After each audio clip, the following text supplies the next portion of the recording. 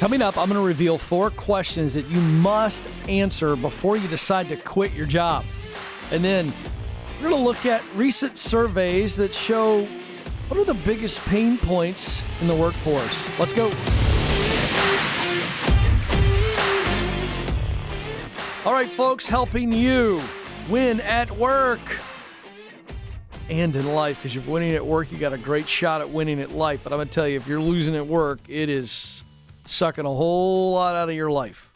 Let's go. Some of you need to quit. Some of you want to quit. Some of you have never quit.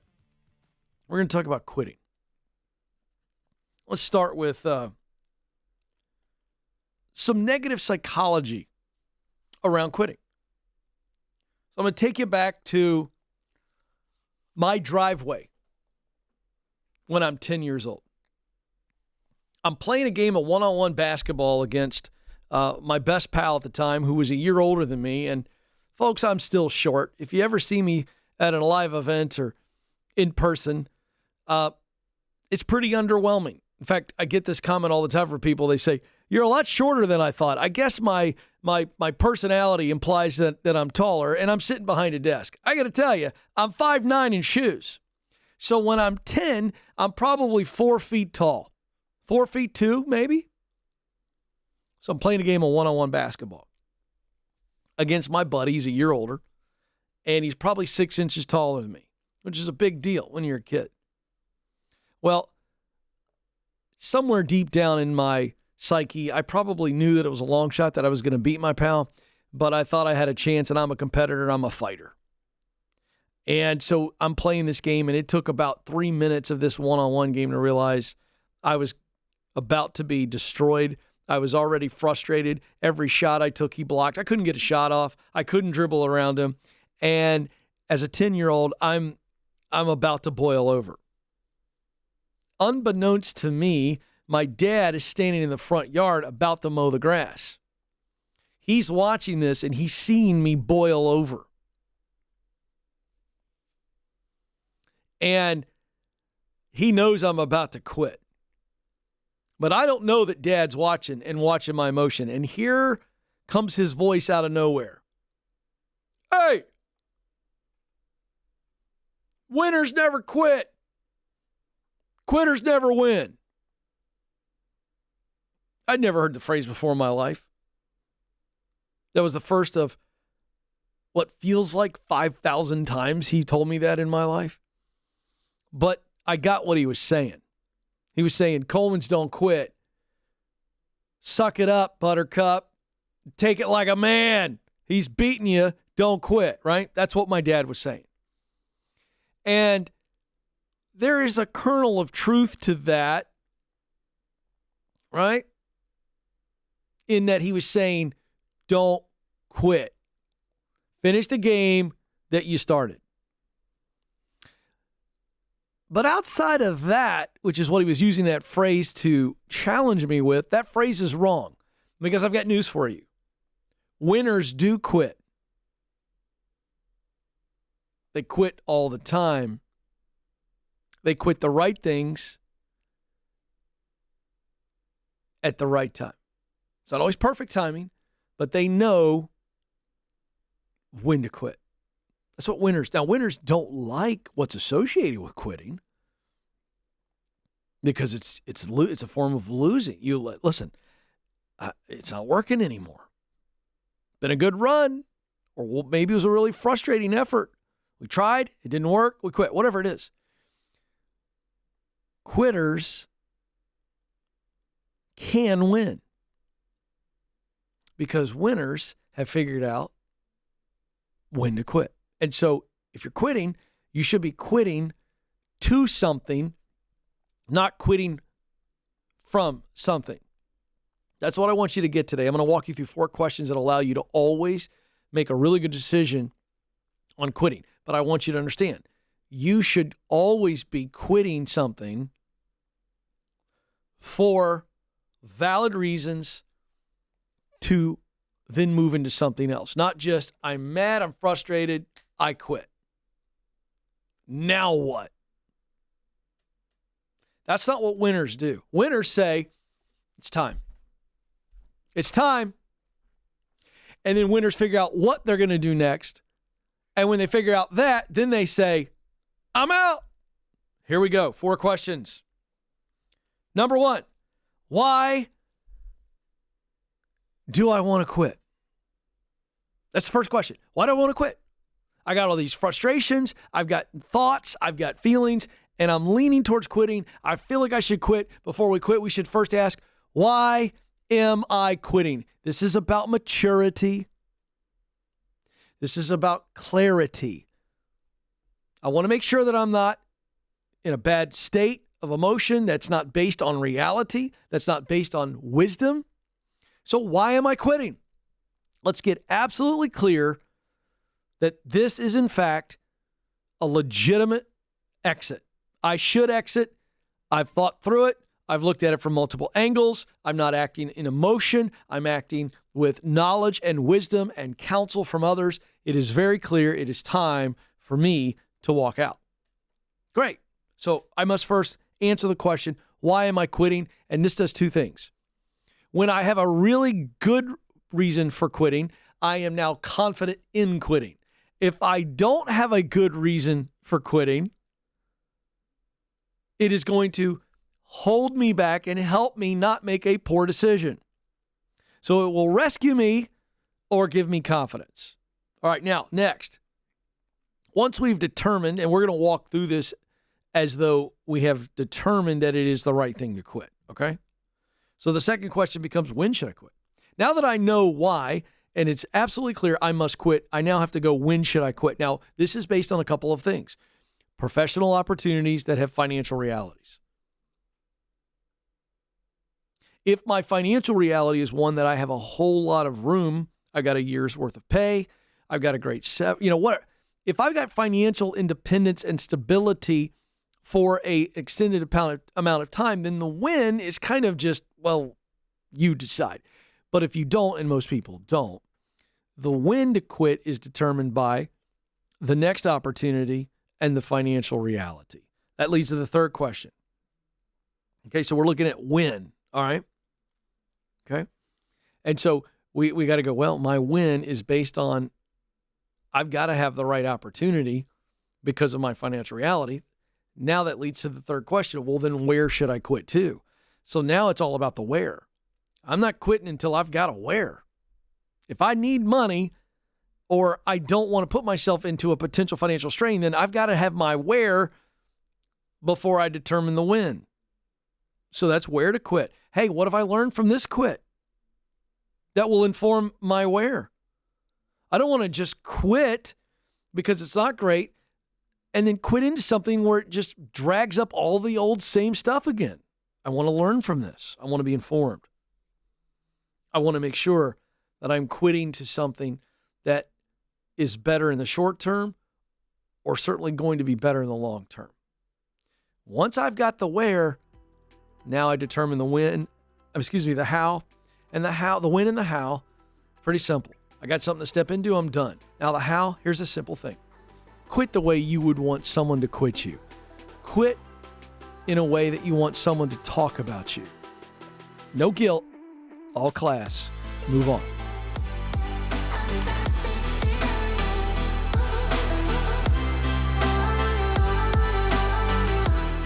Do you know what you were born to do? In order to get hired at a job you love, you need to get clear on your talent, passion, and mission. That's why our team created the Career Clarity Guide. In just a few minutes, this free tool will walk you through a process to discover what you do best, that's your talent, the work you love to do, that's your passion, and the results that matter to you, your mission. Then you'll feel more confident throughout the job search process. To get started, go to kencoleman.com/clarity.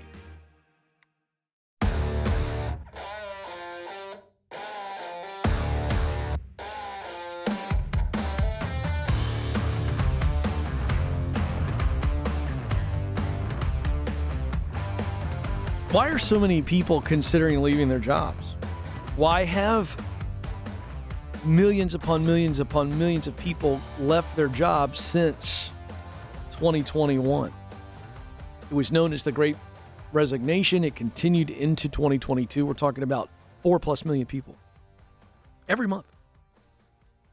Well, there's a whole lot of reasons why, but I want to focus in on a few things from a recent Pew Research study on how Americans view their jobs. There's so much in this.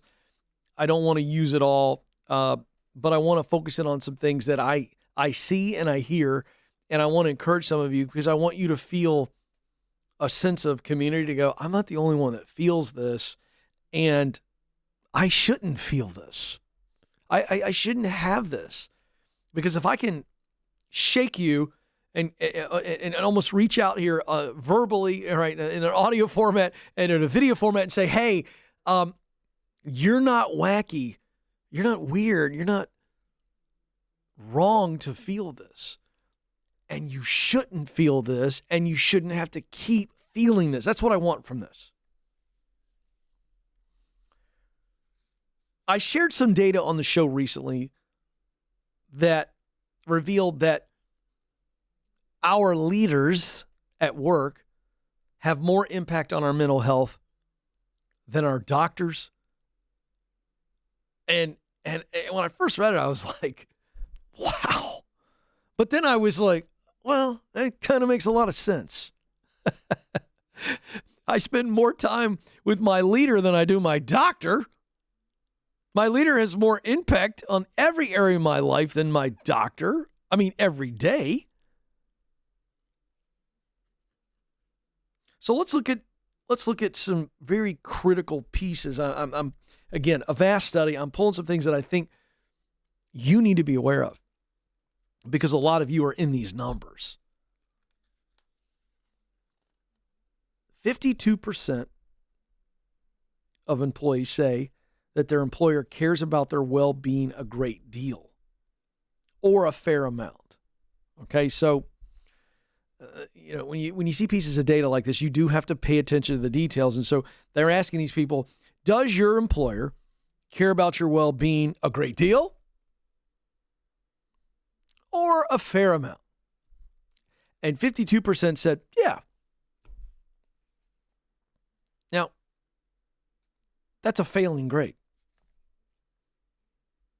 Did you ever get a 52 in school? I did. It was always in the area of math and science, and a 52 is not good. 28% say their employer cares some, and 1 in 5 say their employer doesn't care much at all. A majority of workers, 55%, say they don't have someone at work who they consider a mentor. So I want to camp here for just a moment. We'll move on to some other pieces of data. This is the underlying issue as to why people are leaving or thinking about leaving their jobs. I saw a piece of data. We're going to share it on the show. We're doing show planning today. Another survey's come out that said this year in 2023, over 50% of people are thinking about leaving their jobs. The underlying issue is this. Employees, whether right or wrong, but a majority of employees say, or just under a majority, so 48% of employees feel like their employer does not care for their well-being. That's a lot of people. The other way of looking at it, as I said, it's a failing grade. Only 52% think that they're so there are some good companies out there. That's good news for those of you who don't feel cared for. But there's a lot of work to be done. And then a majority of workers saying they don't have someone at work who they can consider a mentor. Folks, we need that coach, that mentor relationship, to feel like we've got somebody that we can go to and they can guide us when things are tough. So you take that mentor and then the well-being data, you shove it together, and this is the underlying reason why a lot of people leave. Now, you'll see all kinds of data about people don't feel like they're making enough money. People feel overworked. I'm seeing that everywhere. But those issues lead to this response. Because if you don't feel you are being paid fairly, I promise you, you feel like they don't care about you. If you feel overworked, I promise you, you begin to feel as though your employer doesn't care about you. If you aren't getting promoted, you aren't being talked to about promotions, or maybe you're in a competition to get promoted and you keep getting passed over, I promise you, you begin to feel like your employer doesn't care about you. Here's another reason why people leave. They don't feel they have the resources to do their job. I haven't been trained adequately. I don't have enough time. I don't have enough of the resources to do my job. Let me tell you something. If you feel that way, it's not long before you begin to feel like they don't care about you.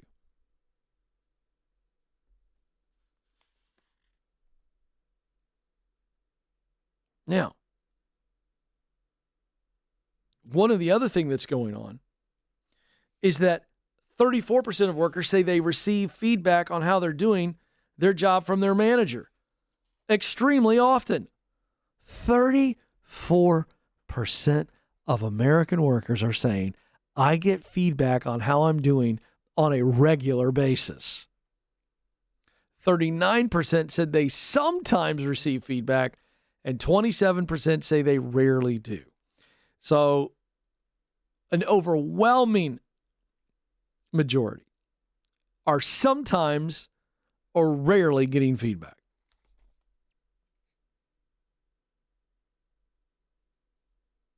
Why is this important? Because you're a human. And inside here is a child that never leaves and never stops wondering, do you notice me? Do you love me? That's a human need that must be met at work. Now, I'm not being literal here when I say your boss needs to walk around saying, I love you. That's weird, and you'll get you a lawsuit and you get fired. What I'm saying is that little child says, do you notice me? Do you care about me? And this is back to the well-being. I am blessed to have two boys and a girl. The way that the boys manifest that is different than a girl. But again, make no mistake about it. All of us adults are saying, do you notice me? Do you value me? And so when you don't get feedback, guess what that begins to do? You're not seeing my work. You're not noticing me. And then you start to wonder, am I making a difference? Am I doing a good job? They don't notice me. They don't see me. They don't give me feedback. Where do I stand? Oh, man. This is the stuff that can absolutely begin to crush you mentally and emotionally. Just those findings right there. We want to belong to something. We want to feel as though we've made a great difference. And here's the deal. Even if it's just a job, for some of you right now, you're going, I don't know if I'm supposed to feel this way about work. No. Listen, this is about who you are as a human being. Life is too short for you to go to a place of work and be depleted and diminished. If you're feeling that way, you need to come to my breakthrough event. Go to kencoleman.com/events. Check it out. You need to be free from this, and I can help.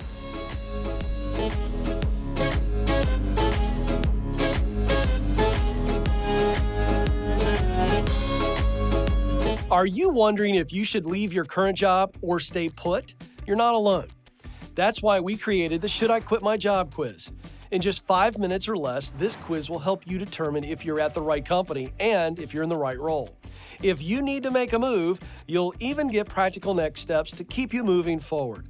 Listen, stuck is a choice, and life is too short not to do what you were created to do. To take the quiz, go to kencoleman.com/quiz.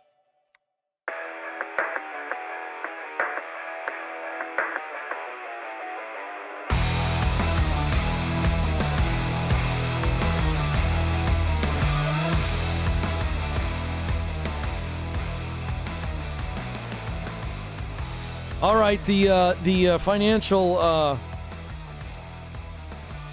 eggheads have spoken up, and boy,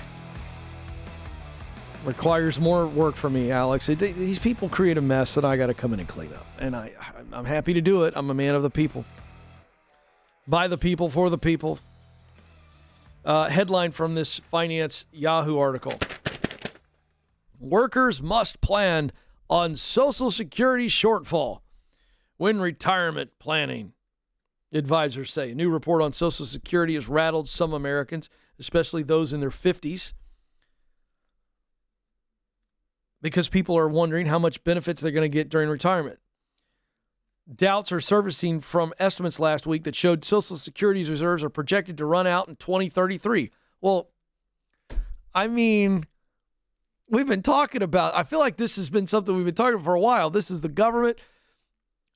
Why all of a sudden now is it spiking up in worry? I guess people have had their heads in the sand. I don't know. Listen, I'm 48. There's never been a moment in my life, once I reached the level of adulthood, when I started paying attention to Social Security, which was the minute I started getting paid. Am I the only one that, the first time I got a check, I was like, hold on here now. What is happening here?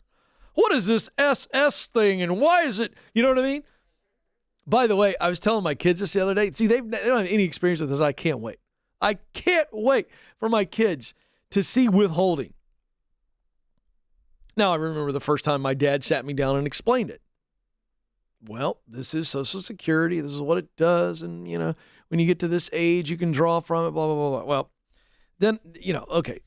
So then I started paying attention to the news and politics and Congress, and Social Security's been beaten around and all kinds of crap around this stuff. But it's just, this is our government. They live to kick the can down the road. And this is why this has popped back up again. All right. So Social Security reserves are projected to run out in 2033, at which point the program will be able to just pay 77% of benefits to seniors. All right. So then, of course, the eggheads and the experts, they dive into little spreadsheets, you know, and they start running numbers. And so now actual financial advisors are taking into account, and this is smart, right? You know, our Ramsey trusted pros, smart investor pros, they're gonna take good care of you. If you're going, Ken, what's a Ramsey Solution Smart Investor Pro? These are men and women that we have vetted out, and they teach investing the way that Ramsey Solutions and Dave Ramsey has taught for decades. And so they're not going to sell you on products. They're going to give you a very conservative, but also time-tested and proven financial investment strategy so that you can retire well. Okay. However, this idea that Social Security is anything that you can count on, I think is reckless. That's the point I'm trying to make. Can I just tell you, I've told Stacey many times, I'm not expecting any Social Security benefits. What reason would I have to believe that the government is going to fix this? So the latest estimate, and this is for this is a report for the Old Age and Survivors Insurance Trust Fund. Gosh, that sounds depressing. They released their annual report. How much a worker can expect from Social Security is especially important for those that are closest to retirement. 40% of baby boomer workers expect Social Security to be their primary source of retirement income, compared with 25% of Gen X. That's my generation. 17% for millennials and 16% for Gen Z. So great news that these younger generations are going, I don't expect this to be a primary source. It's going to be gravy. And I think that's the mindset you got to have. And it's not too late for boomers. More on that in a second. So the way to make up for Social Security shortfall is obviously a strong, consistent, early investment strategy is best. But if you didn't do it early, you could still do it. You could still get there. juicing your savings, being debt-free to where you don't have a home payment. You don't have car payments. Your expenses are really, really low. Listen, my mom and dad did this well. They paid their house off years ago, probably 20-some years ago. My mom and dad's household expenses are for everything they need, grocery, gas, everything. It's like less than $1,000. It's mind-blowing to me. But you know what my mom and dad don't have to worry about? I don't have to worry about Social Security payments. Now, they're stacking the Social Security payments, and that's what I would want for you. But let me tell you something. Younger generation, all you've got to do, forget Democrats and Republicans. Forget it. Both sides are culpable. Just look at what's going on in this report. It's a government program that has become a political football, both sides of the aisle guilty, and they're not taking it seriously. So you shouldn't either. And what I mean by they're not taking it seriously is it is a political talking point that both sides of the aisle try to use. They kick it down. They're not trying to make it healthy and solve it. They're not worried about it. They don't take it seriously. You shouldn't either. In the sense that you are relying on a Social Security payment when you're older. Now, let me flip this to something that is somewhat of a hot take. Maybe it's just warm. It's certainly not a popular take. But when I read the data about aging well, I see no data that says quitting work altogether and just relaxing the rest of your life is good for you. I see no data that says that. Slowing down, yes. Doing more hobbies, yes. Spending more time with friends and family, yes. Stopping working, doing nothing productive at all, just shutting down and living a vacay for the next 25, 30 years of your life. I see no data that says that's good for you.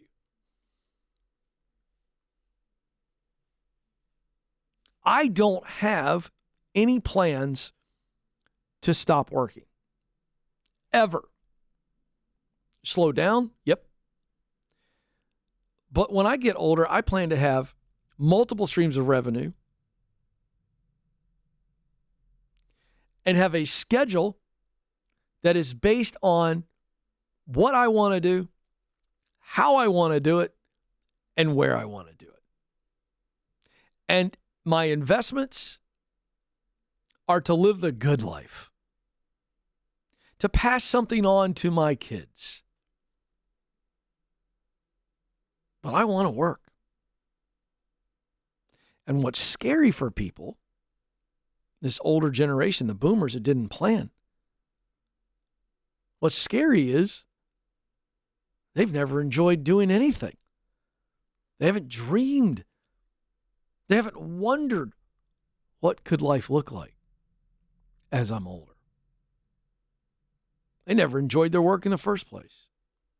They weren't taught that work could be a thing that you are really good at and that you love. It was just do a job, pay the bills, try to make some memories.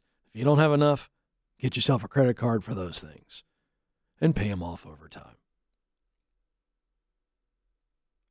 So, young people, listen to me. Social Security, no guarantee. If it's around, gravy. Unexpected. I'd put it out of your mind completely. Now, it sucks because you get taxed for it, but it's not worth going to jail over.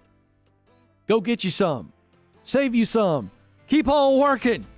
Keep on living until you draw that last breath. You don't need the government to take care of you, because I'm not sure they can.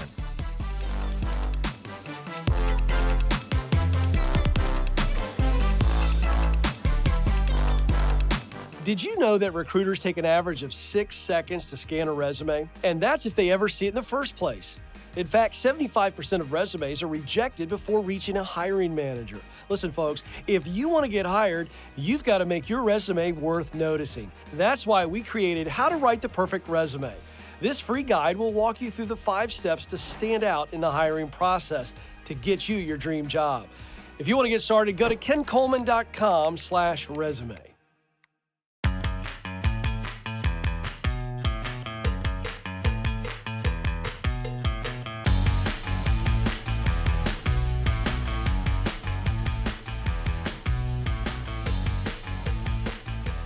San Francisco doom loop. Man, I don't know what that is. I'm already scared. Threatens to gut downtown economy as employees work from home. San Francisco Chronicle compared the city as it stands now with New York after 9/11. This is a Fox Business article. The San Francisco Chronicle's editorial board put out this dire warning about the city's economy, saying the city needs to evolve quickly to avoid a doom loop that would be caused from employees transitioning to remote work. Experts say post-pandemic woes stemming from office workers staying home instead of commuting into the city could send San Francisco into a doom loop that would gut its tax base, decimate fare-reliant regional transit systems like BART, and trap it in an economic death spiral. So now the San Francisco Chronicle is waking up to the reality that remote work kills urban economies. What took them so long? See, I go to New York on a regular basis to do media. And I remember going, even in 2021, I had a rare New York visit. Must have been one of those periods where COVID was taking a nap. But anyway, they invited me up and I went up there. And it was very different. Shops closed, restaurants closed. And you know, folks, an urban community, a city community is completely reliant on people who work there. Lunches, dinners, tourists, the whole 9 yards. Well, now they're waking up to this. More quotes from the editorial board. Despite our housing crisis, it was years into the COVID pandemic before our leaders meaningfully questioned the logic of reserving some of the most prized real estate on earth for fickle suburbanites in their cars. Wow. So we wasted generous federal COVID emergency funds trying to bludgeon, cajole, and pray for office workers to return downtown instead of planning for change. Last year, San Francisco topped a list of cities that home buyers wanted to move away from. Well, why would people want to move away from San Francisco? Okay, let me think of a couple reasons. Ridiculously high mortgage and rental costs. Oh, exploding homeless, druggy population with needles laying on the sidewalk. So now they're saying we need to invest in office to housing conversions, demolishing office buildings for new projects. They're trying to get people back into the city. Well, here's an idea. Why don't you make the city safe? Let me start there. Maybe we should clean up the sidewalks so that someone doesn't inadvertently step on a drug needle while walking through the city. Maybe as a government, a city government, we should make it attractive for companies to move there. Maybe when you scare people and tell them they can't come downtown, that you freaked everybody out. Now they don't want to come down there because they'd rather be out in suburbia. But see, this is an example of fearful leadership. This is the problem with the weakening of this country. We have leaders that are afraid to use common sense to make a decision, and leaders who are afraid to make a decision that they know is based in common sense and stand up to the criticism of it.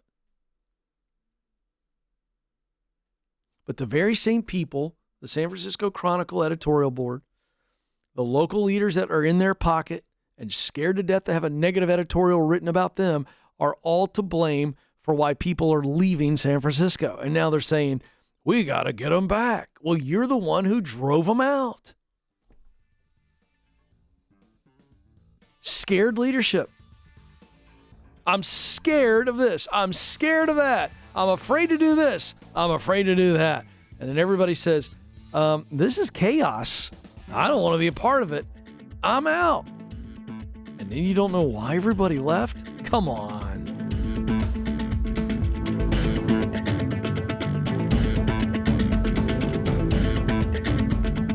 According to Glassdoor, the average job offer attracts over 250 applicants. If you've made it to the interview, you've already made a great impression. So now is the time to showcase how you are the best choice for the role. That's why we created How to Win the Interview. This free guide will walk you through the 5 strategies to help you stand out amongst the competition.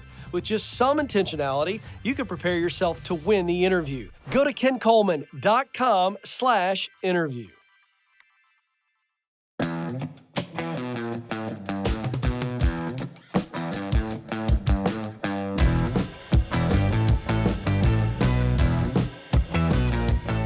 Hey, I'm always telling you folks that I'm here to get you unstuck, and I want to make sure you're aware of 2 things that we are offering that I'm very, very excited about, that I think will help you, your friends, and family get unstuck. For those of you that are feeling overworked and underpaid, can't quite get that promotion, you got an idea that you're thinking about, you want to launch, but scared to launch it, dealing with some imposter syndrome. In other words, you're just not where you want to be professionally and financially, and this affects you personally. My new event is called Breakthrough, and this is an event for you because I'm going to walk you through the formula for how to get the confidence to move out of any one of those negative emotions, take control of your life financially, professionally, and personally to live free. It's called Breakthrough. And the next one is coming up on May the 16th in Chicago, May 18th, Atlanta, May 23rd, Dallas, Texas. If you want to get your tickets, all the details, we got some great goodies with your ticket purchase. I'm going to be taking live Q&A like we would here on the show. So go check it out, kencoleman.com/events. And then for those of you who are looking for, I need some ideas.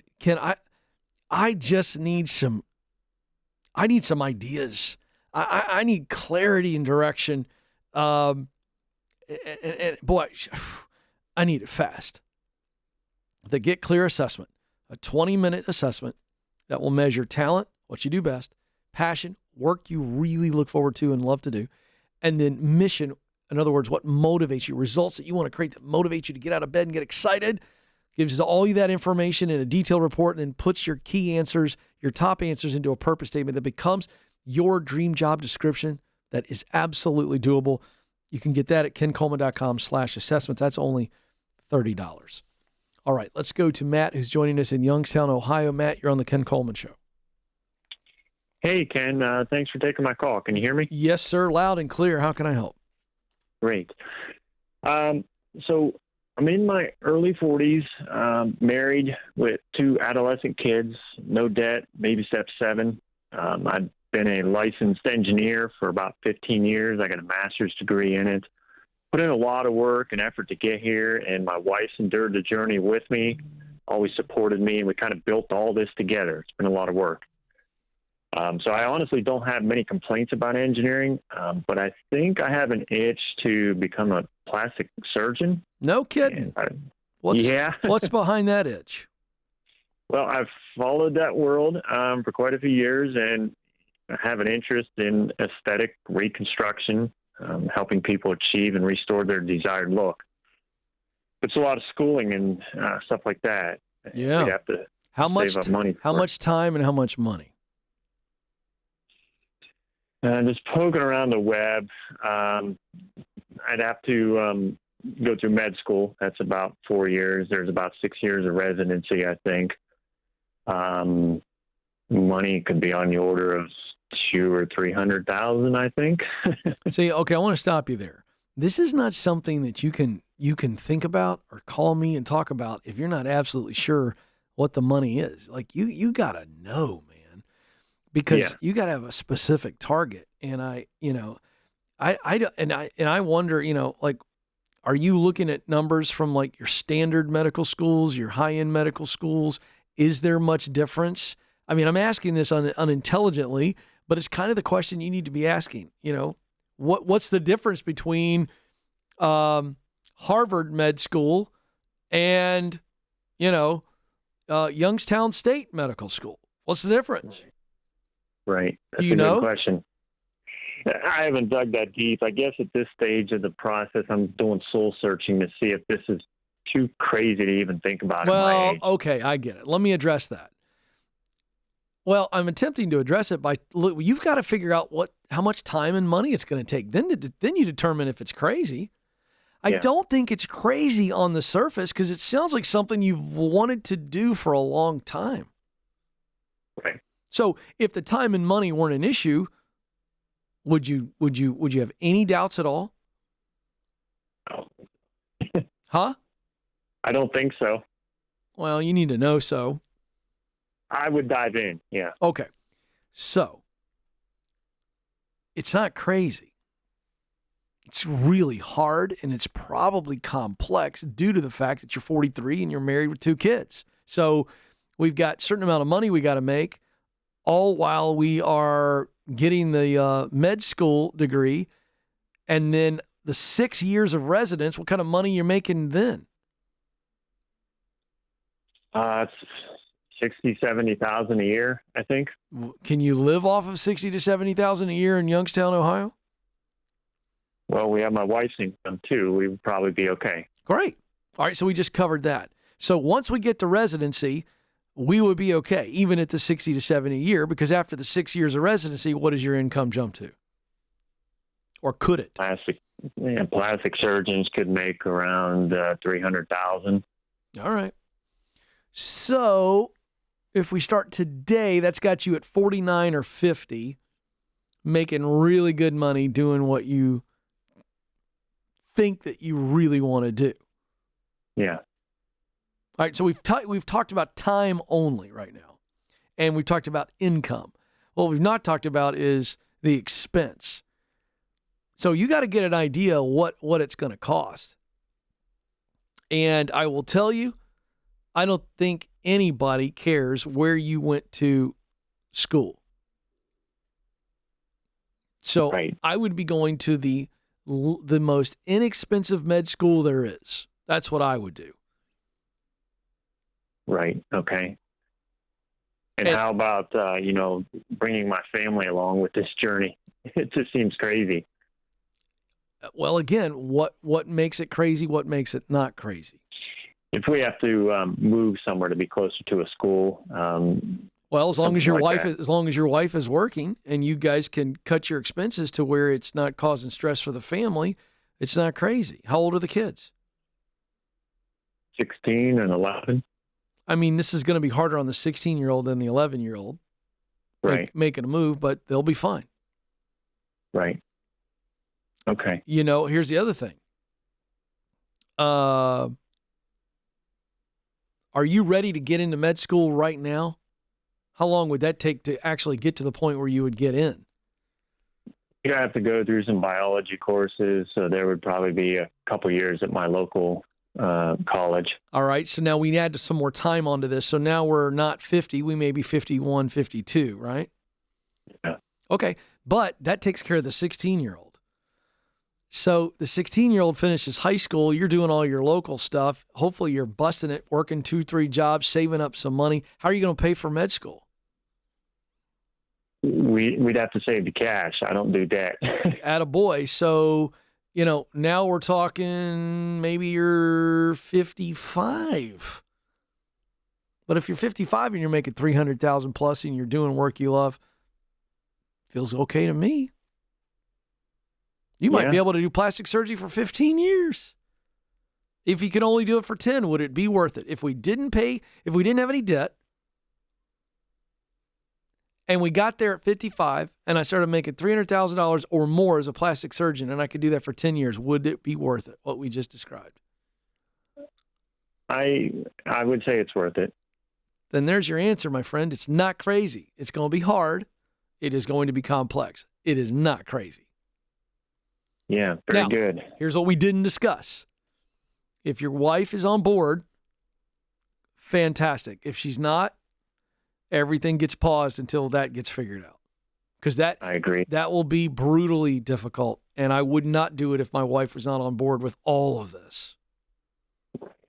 The kids, it's not their call. You know? Right. So I think we walked through everything. All to say, the reason I did this is because I do appreciate, and I'm very sensitive to the fact that this is not an easy decision. This is big. But yet what I wanted to do is walk through all your fear and doubt from a very practical standpoint, because your fears and doubts are all related to everything we walk through. So instead of you asking you what they are, I wanted to walk through the whole journey. And the thing is, it's not crazy, man.